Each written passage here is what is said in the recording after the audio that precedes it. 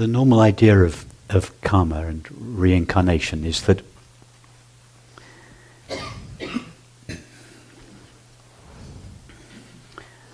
first of all, time is the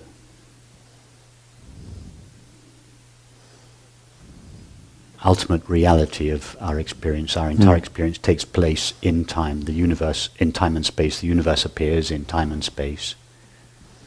The world appears in the universe.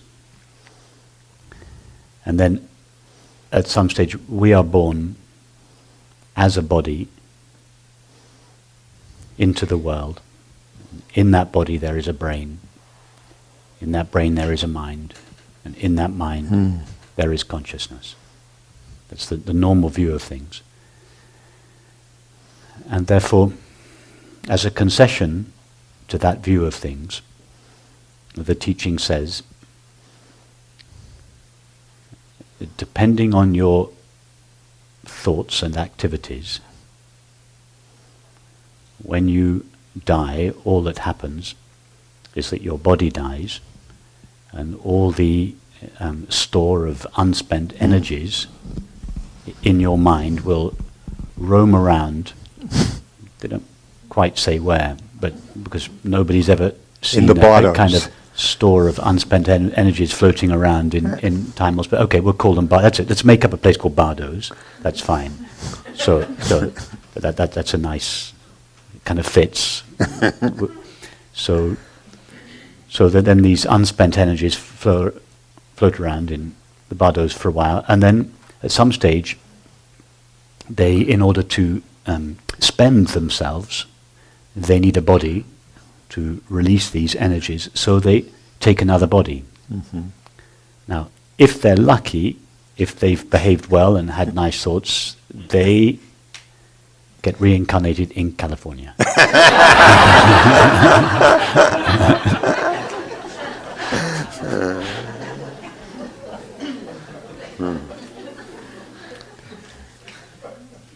If they're not so lucky, it's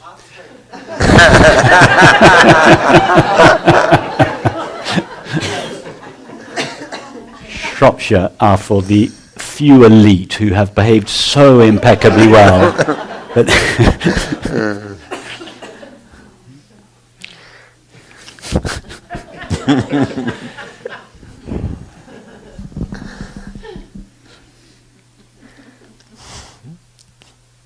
and then, okay, it's bad luck, they spend their time in Shropshire, they do their best to improve themselves, they have nice thoughts and do nice deeds, they die,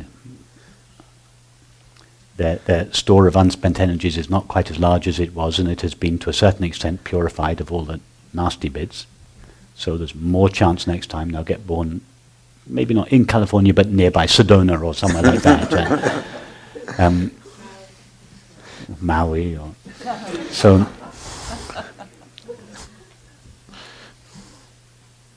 And then with this approach, with this view, it's possible to explain things like why the concentration camps happened. It's easy. The guys that did the perpetrating were just the really bad guys. And actually, the poor guys that were suffering were also really bad ones. They deserved to suffer. So, or they could be purifying their karma. Or they were given this gift of suffering in order to purify this unspent. There are various interpretations of it. And although when we hear these interpretations, it's not very satisfying. All we could do, in order to, how could that be satisfying? You just have to believe it. You just have to think, okay, my master told me it was like that. Therefore, it's like that. We don't know it's like that. It's not our experience. So it's only the relief we get from adopting that attitude is only as strong as our belief that it is true. But our beliefs are so fickle. what happens if your master dies and you find another master? Mm-hmm. And he says, no, it's not true. What are you going to do then? Are you going to cling on to your old belief in order to get some relief from the pain of this suffering? Yeah. It doesn't work. As you know, at best, it's a belief that we cling to. Right. But actually, the more deeply we go into our experience, the less possible it is for us to cling to any belief. Mm-hmm. So then what we're left with is a mystery. I mean, it's to me, it seems that there's such a diversity of experience. Hang on, before we get to the mystery, we can just go a little bit closer to our experience. I'm trying to answer your question about cause and effect and karma, and let's now drop this whole model of karma and reincarnation on the understanding that it is based on a presumption. Mm-hmm. It is a concession to the belief that I, the body, was born into the world and the world exists in time and space. It's a theory of reincarnation that is in line with that belief. I believe now, that. Here, we don't have that view of experience. Our experience is not first there is time and space, then there is a universe, then there is a world, then there is a body, then there is a mind. Then there is a brain, then there is a mind, and then there is consciousness. That is not our experience. Mm-hmm. Our experience is first there is consciousness. Mm-hmm. And consciousness, if we can talk about it, imagine it as a space like consciousness. Consciousness, like time and space in the previous model, is the biggest element of experience. Mm-hmm. And inside consciousness is mind. And inside the mind is matter. In other words, the body and the world from this point of view, and this point of view is just the point of view of experience. Mm-hmm.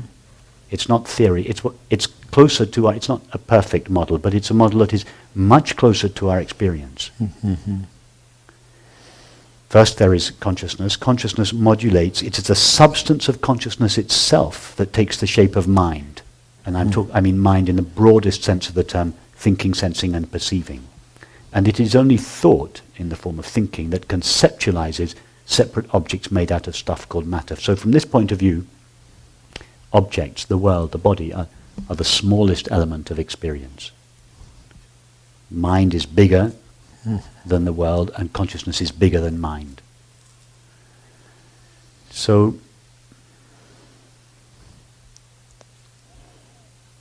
now look at your point of view, look at your life, your experience from that point of view. First there is consciousness. And think of it in terms of the three states of deep sleep, dreaming, and waking. Remember, we had these three elements: consciousness, mind, matter. In the conventional point of view, it's matter, mind, consciousness. Mm-hmm. Now, from the conventional point of view, the point of view that says there is matter, mind, consciousness, the waking state is considered to be the most real state. Mm-hmm. Yeah? And the waking state corresponds to matter, because the waking state is made out of stuff called objects. So the biggest state, the primary state, is the waking state. When we fall asleep, we go out of the waking state and we lose contact with matter. It's just made out of mind. And in deep sleep, which is considered to be from the conventional point of view, the most unreal of all our experiences, the waking state is the most real. Mm-hmm. Dream is pretty unreal, and deep sleep is completely unreal. There's nothing there. Mm-hmm. This corresponds to this tiny little spark of consciousness in the middle of the mind. Now, from the point of view of our experience, it's the other way round. Consciousness is the biggest world. Inside that, mind takes place. Inside that, the body and the world take place. So consciousness corresponds to deep sleep. Mm-hmm. Yes? Yes. Deep sleep is the most real state. Yes? Because it's just pure consciousness. Mm-hmm. Now, from this point of view, deep sleep doesn't come to an end when the dream state begins. It's that deep sleep itself, pure consciousness, vibrates within itself and takes the shape of mind and appears as the dream state. Yes, so pure consciousness takes the shape of mind, thinking, sensing and perceiving. That is just mind. That corresponds to the dream state, which takes place in deep sleep, not after deep sleep. You haven't gone from one state to another state. You have remained pure consciousness. Pure consciousness by itself corresponds to deep sleep. Consciousness starts vibrating within itself. It begins to take form, thinking, sensing and perceiving, and appears as the dream. And then in the form of thought, it conceptualizes separate objects. And those separate objects become the waking state. Mm-hmm. So from that point of view, the waking state is the most unreal state. In other words, the state in which we think there are separate objects made out of matter, known by a separate subject, made out of stuff called mind, is the least real state. Mm-hmm. Mm-hmm. And this is why it says in the Bhagavad Gita, what for the sage, for the sage, the waking state is, I'm paraphrasing now, what is the waking state for the ignorant is sleep for the sage. Mm. And what is sleep for the ignorant is waking or daytime for the sage. Mm-hmm. The sage means pure consciousness. So, with this completely new model of our experience, which is simply a model that is based on what we actually experience, now think of, again, of cause and effect. Yeah, well, cause and effect. Think of how